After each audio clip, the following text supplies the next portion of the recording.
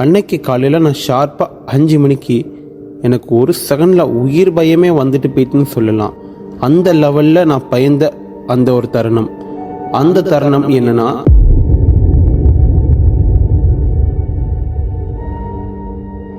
எனக்கு நான் காலேஜ் படிக்கக்கூடிய தருணத்தில் ரெகுலராக காலையில் கிளாஸ் 7 மணிக்கு நடக்கும். நான் ரெகுலராக என்னோடய கிளாஸ் போகணுங்கிறதுக்காண்டி 4 மணிக்கு எழுந்திரிச்சு எனக்கு எங்கள் அம்மா டீ காஃபி எதாவது போட்டு தருவாங்க. அந்த டீ காஃபியெல்லாம் சாப்பிட்டுட்டு நான் ஃப்ரெஷ் ஆகிட்டு அதுக்கடுத்த காலையில் ரெகுலராக கிளம்பி 5 மணி பஸ்ஸை பிடிக்கிறதுக்காண்டி நான் கிளம்புவேன். அதே மாதிரி எங்கள் வீட்டுக்கும் கரெக்டாக நான் பஸ் ஸ்டாண்டுக்கும் ஒரு 300 மீட்டர்ஸ் இருக்கும். அதே மாதிரி ரெகுலராக காலையில் எழுந்துச்சி டீ ஸ்நாக்ஸ் எல்லாம் சாப்பிட்டுட்டு ரெகுலராக போய்கிட்டே இருந்தேன். மார்னிங் காலேஜுக்கு டைம் ஆகிட்டுன்னு சொல்லிட்டு போய்கிட்டு இருக்கையில் எப்போது எங்கள் ஊரில் நாய்கள் தொல்லைங்கிறது அதிகமாக இருக்கும். எப்போது ரெகுலராக நான் போவேன், எனக்கு ஒன்றுமே செய்யாது. நாய்கள் வரும், நான் அதில் பயப்படாமல் விறுவிறுன்னு போயிடுவேன். பாதி தூரத்தை வந்து அடைஞ்ச பிறகு ஒரு நாய் 2 நாய் என்னை பார்த்தது, விறுவிறுன்னு வந்தது. என் பக்கத்தில் நின்று என் காலை மோப்பம் முடித்தோடனே எனக்கு ரெகுலர் நடக்கக்கூடிய மாதிரி தான் நடக்கு. அதே மாதிரி அமைதியாக போவோன்னு சொல்லிட்டு அமைதியாக போனேன். விறுவிறுன்னு என்ன நடந்துன்னு தெரியல, ஒரு 10-20 நாய் என்ன சூழ்ந்துட்டு.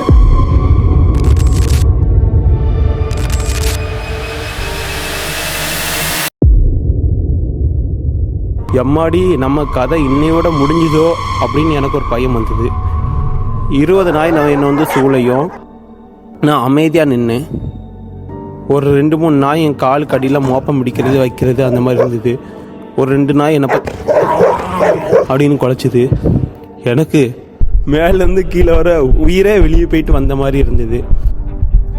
ஏதாச்சும் நம்ம மூமெண்ட் பண்ணால் அந்த செகண்டு அத்தனை நாயும் சேர்ந்து நம்மளை பதம் பார்த்துருங்கிறதுக்காண்டி நான் சைலண்டாக இருந்தேன். அந்த நேரத்தில் அதில் ஒரு 2-3 நாய் என் கால் பக்கத்தில் ஒரு நாய் காலை மோப்பம் பிடிக்கிறது, ஒரு நாய் முன்னாடி மோப்பம் பிடிக்கிறது, ஒரு நாய் குறுகுறுன்னு பார்க்குறது, சுற்றி அத்தனை நாய் சூழ்ந்து நின்றுது. எனக்கு மரண பீதி. கரெக்டாக எனக்கும் என்னோடய பஸ் ஏறக்கூடிய தூரத்துக்கும் ஒரு 30 மீட்டர் தான் இருக்கும். ஒரு 30-லேருந்து 20 மீட்டர் தான் இருக்கும். கரெக்டாக 4:45-50 இருக்கும். ஒரு 5 நிமிஷத்தில் பஸ் ஸ்டாண்டு போனால் பஸ்ஸை பிடிச்சிடலாம். ஆனால் இங்கே தான் இங்கிட்டும் போக முடியாமல் இங்கிட்டும் போக முடியாமல் இந்த நாய்க்கு இடையில மாட்டிக்கிட்டேனே. என்ன பண்ண, இன்றைக்கி கடி வாங்காமல் இருந்தால் சரி தான் அப்படின்னு நினச்சேன். அதே மாதிரி கரெக்டாக 5 மணி ஆகிட்டு பஸ்ஸும் கரெக்டாக வந்துக்கிட்டு இருக்கு. நான் போகக்கூடிய அந்த கவர்மெண்ட் பஸ், அந்த கவர்மெண்ட் பஸ்ஸை பிடிக்கிறதுக்கு அண்ணே நான் கத்துனா அந்த நாய் என்ன பதம் பார்த்துரும். அதனால் நான் கத்தலை, சைலண்டாக இருந்தேன். இங்கிட்டும் போக முடியாது இங்கிட்டும் போக முடியாது, உயிரை கையில் பிடிச்சிட்டு இந்த நாய்க்கு இடையில மாட்டிக்கிட்டோமே அப்படின்னு அந்த 10 நிமிஷம் எனக்கு எம்மாடி இந்த உலகத்திலே இல்லாத மாதிரி ஒரு பயம். அந்த பயம் 20 நாய், ஒரு நாய் 2 நாய்னா கூட சமாளிச்சிடலாம். 10-20 நாய் இங்கே கொஞ்சம் யாருக்காக இருந்தாலும் பயம் இருக்க தான் செய்யும். அதே பயம் எனக்கு இருந்தது. கரெக்டாக என்னோட 5 மணிக்கு போகக்கூடிய கிளாஸ் போகக்கூடிய பஸ் வருது. அந்த பஸ்ஸுக்கும் எனக்கும் கரெக்டாக சொல்லப்போனால் ஒரு 20 மீட்டர் தான் தூரம் இருக்கும். பக்கத்தில் தான் என் கண்ணுக்கு முன்னாடி தெரியக்கூடிய தூரத்தில் தான் இருந்தது. நான் அப்போ பஸ்ஸுன்னு சொல்லி கத்தவும் முடியாது. அப்படியே அந்த பஸ் போய்கிட்டே இருந்தது. கத்துனாலும் நாய் கடிக்கும். இங்கிட்டும் போக முடியாது இங்கிட்டும் போக முடியாது. 2க்கு இடைப்பட்ட தூரத்தில் நான் போகக்கூடிய பஸ்ஸை என்னை கடந்து போயிட்டு, ஐயோ இன்னைக்கு காலேஜ் போக முடியாமல் ஆயிடுச்சு அப்படின்னு சொல்லி ஒரு கவலையிலையும், இங்கே நாய் கடியில் அம்பிட்டு எப்படியோ கண்டிப்பாக நீ கடியாங்கிற போகிறேன்னு ஒரு பதட்டத்துலேயும் அப்படின்னு நின்றுக்கிட்டே இருந்தேன். ஒரு 2-3 நாய்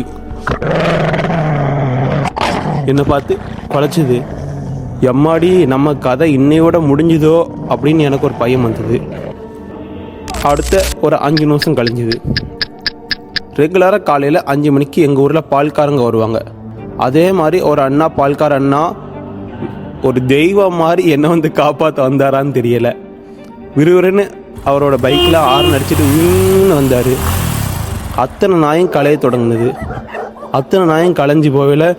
தம்பி நீ என்னங்க நிற்க, ஆனால் இந்த மாதிரி ஒரு நிலவரன்னு அந்த அண்ணாட்ட எடுத்து சொன்னேன். அண்ணாச்சி நல்ல வேலை காப்பாற்றினீங்கன்னு. எம்மாடி அந்த அண்ணா ஒரு செகண்டில் பயந்துட்டு சரி வா தம்பி அப்படின்னு சொல்லிட்டு எனக்காண்டி அவர் கொஞ்சம் தூரம் உருட்டிட்டு வந்தார். விறுவிறுன்னு அதுக்கடுத்த கொஞ்சம் தூரம் கழிச்சு போய் என்னை விட்டார். சரி தம்பி பார்த்து போயிட்டு வா அப்படின்னாரு. ஐயோ இன்னைக்கு காலேஜ் வம்பா போச்சு, ஐடிஐ போக முடியல அப்படின்னு சொல்லி கொஞ்சம் கவலைப்பட்டேன். இருந்தாலும் நாய்கிட்ட கடியாமடாமல் உயிரோட வீட்டுக்கு வந்துட்டோமேன்னு சொல்லி சந்தோஷப்பட்டேன். வீட்டில் பேக்கப் போட்டு அம்மாட்ட இந்த மாதிரி நடந்ததுன்னு எங்கள் வீட்டில் எடுத்து சொல்லிவிட்டு போய் விறுவிறுன்னு தண்ணியை குடிச்சிட்டு உட்காந்துக்கிட்டேன்.